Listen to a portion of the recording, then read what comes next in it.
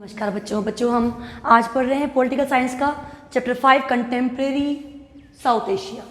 So contemporary south Asia is the chapter in which we have been studying from previous lectures about the countries of South Asia. South Asian countries के बारे में हम study कर रहे थे. And meanwhile we were studying about the conflicts of the countries. Nepal में क्या था, श्रीलंका में क्या था, what was in Maldives, Bhutan, Pakistan, all these we have studied. क्योंकि अलग अलग पॉलिटिकल सिस्टम्स होते हैं या उनका अलग अलग क्राइटेरिया होता है पॉलिटिकल सिस्टम का. So how the things change evolve from past to present time, that all we have studied that. But when it's coming to the like our relations, हमारे इंडिया के रिलेशन क्या रहे. एक तो उन कंट्रीज में क्या हो रहा है, कैसे वहाँ का पॉलिटिकल सिस्टम चेंज हो रहा है, that is a different thing. But how the things are happening in how the relations are going to be maintained from the countries to India, कैसे वो रिलेशन मेंटेन हो रहे हैं, हम उनकी बात करेंगे. तो बच्चों आज हम बात कर रहे हैं इंडिया एंड इट्स नेबर्स. उसके नेबर्स की बात कर रहे हैं. जो इंडिया का हमारा मैप है उसमें हम नेबर कौन से मिलते हैं हमें, नेपाल, भूटान, श्रीलंका, मालदीव, पाकिस्तान. सो ये हमारी नेबरिंग कंट्रीज है, ईस्ट वेस्ट साउथ की कंट्रीज जो इंडिया की बाउंड्री को टच कर रही.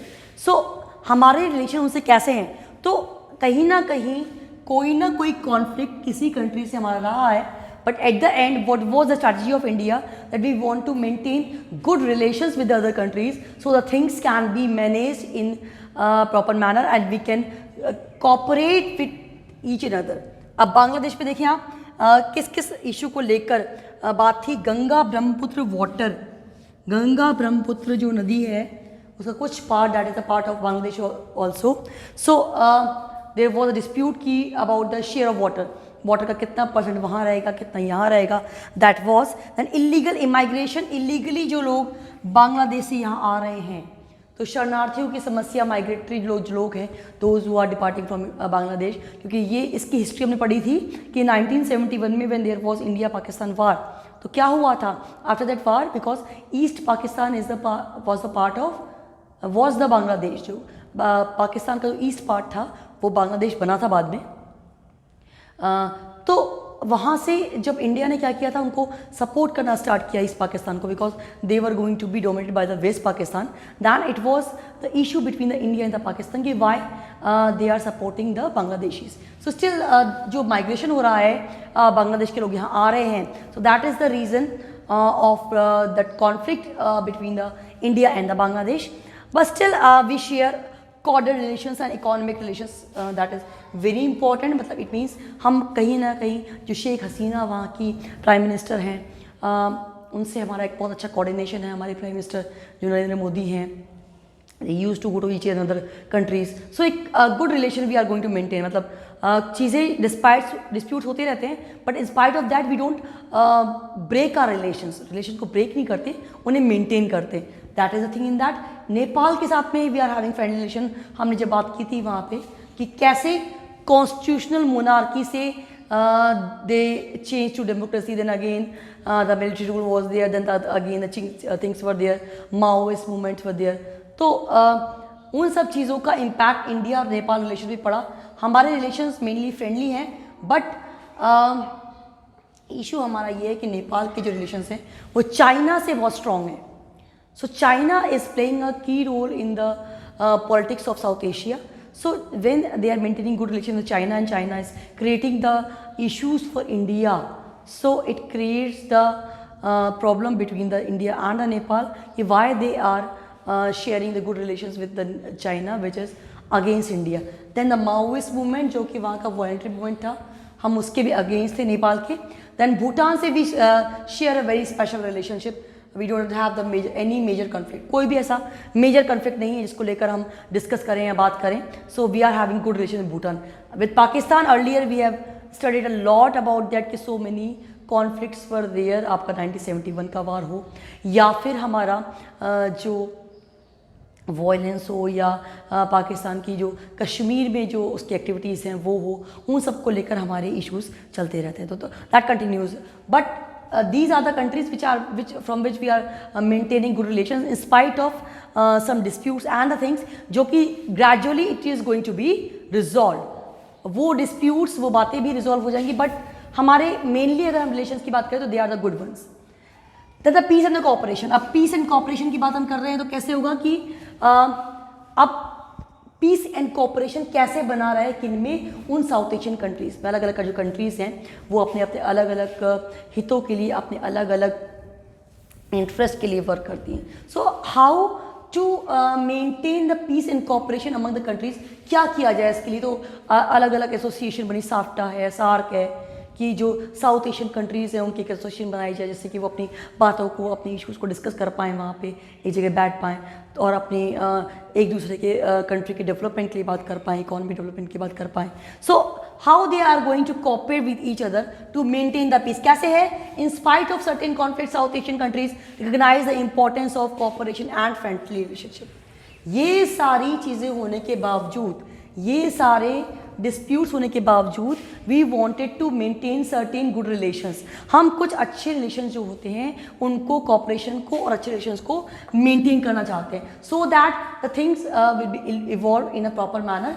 एंड उसके लिए क्या किया जाए, उन रिलेशंस को मेंटेन करने के लिए क्या किया जाए? जब भी हम सपोज हम किसी टॉपिक को एक्सप्लेन करते हैं, सो अभी हम आपको वीडियो लेक्चर के थ्रू बता रहे हैं, जब हम लाइव क्लास लेते हैं तो हम इंटरेक्ट करते हैं, आपकी क्वेश्चंस, आपकी क्वेरी सुनते हैं, आपसे क्वेश्चन पूछते हैं, इंटरेक्शन करते हैं। तो ऐसा कॉपरेशन के एक फोरम बनाया जाए, तो फोरम कब बन पाएगा? जब सार्क बना, South Asian Association for Regional corporation, ये आपका बना था। This is the association for the South Asian countries which is called SAARC also. What's the full name of that?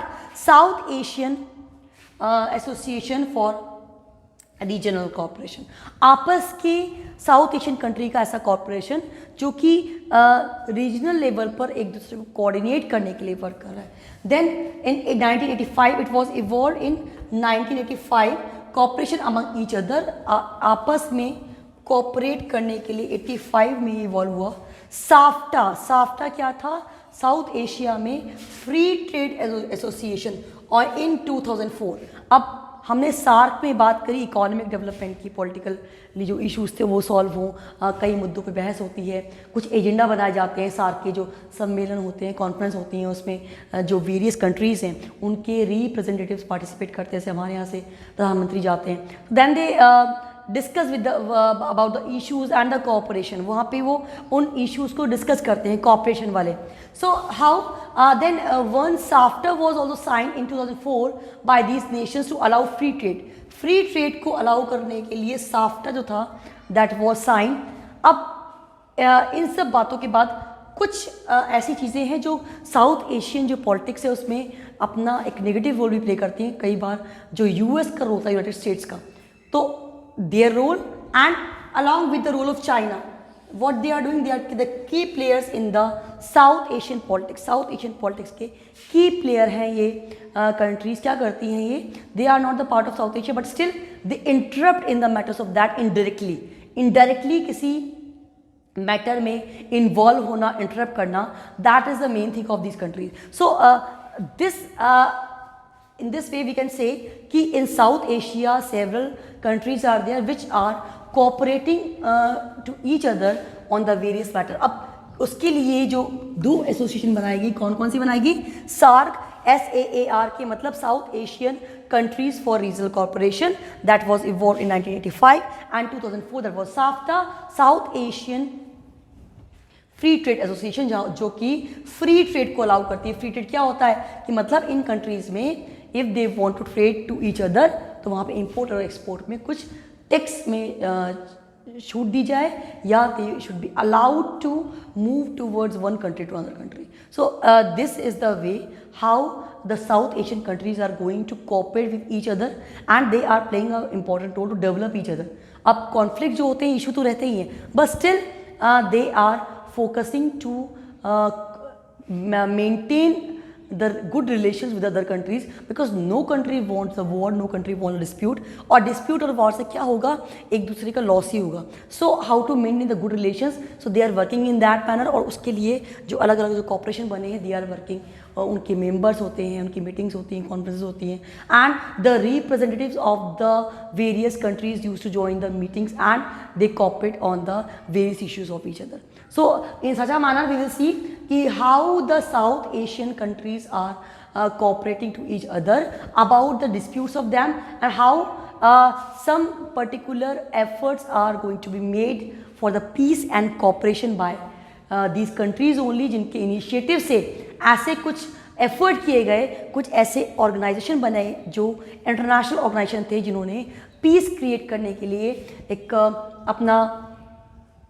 अपने आप को स्टैब्लिश करने के लिए they made some policies in programs and that was followed in all. एक vision बनाते हैं ये नेक्स्ट ईयर्स के लिए, जिससे कि सारी कंट्रीज उस पर्टिकुलर एजेंडा को लेके वर्क करती है. So that is the very good thing the countries are going to apply, और इट्स वेरी इंपॉर्टेंट दैट हमारी जो नेबरिंग कंट्रीज़ हैं उनसे हमारे रिलेशन अच्छे हों.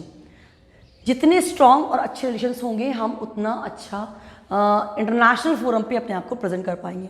So this is the topic of the day. इसको आप एक बार रीड करें, पढ़ें. This is the last topic जो हमें पूरा ओवरऑल व्यू दे रहा है साउथ एशियन कंट्रीज़ के बारे में, कंटेम्प्रेरी साउथ एशिया के बारे में. सो आप इस चैप्टर को देखें. इस चैप्टर में हमने क्या पढ़ा था, अलग अलग जो कंट्रीज़ है साउथ एशियन कंट्रीज़, उनके बारे में और उनके पॉलिटिकल ऑर्डर के बारे में, कौन कौन से पॉलिटिकल सिस्टम थे, दैन उनके इंडिया से किस किस बात को लेकर कॉन्फ्लिक्ट थे, कॉपरेशन किस बात को था, और कैसे अलग अलग रीजनल कॉपरेशन के लिए ये एसोसिएशन बने. So I will send the PDF for the SAARC and the SAFTA in the WhatsApp group, so you will be able to know more about that. उससे आप उसके बारे में और ज़्यादा जान पाएंगे. So this is the topic of the day. Do revise from the book, do read from the chapter. Chapter पढ़ना बड़ा ज़रूरी है बच्चों, कि very soon we are going to have our half yearly exam. Half yearly exam भी आने वाले हैं. सो आपका मोटिव ये होना चाहिए कि आपके मैक्सिमम पोर्शन आपका जो है वो रिवाइज हो जाए, क्योंकि हम बहुत कम टॉपिक रिवाइज कर रहे हैं. तो आपको जो हम पढ़ा रहे हैं, जो आपको स्टडी करवा रहे हैं, आप उसे हैंड टू हैंड लर्न भी करें, रिवाइज भी करें. That's good for you. So again we have to prepare for the half yearly exam. So just focus on that, because 50% course is going to come. So we have to complete the course and we have to revise the things properly also. So that's all for today. Thank you so much.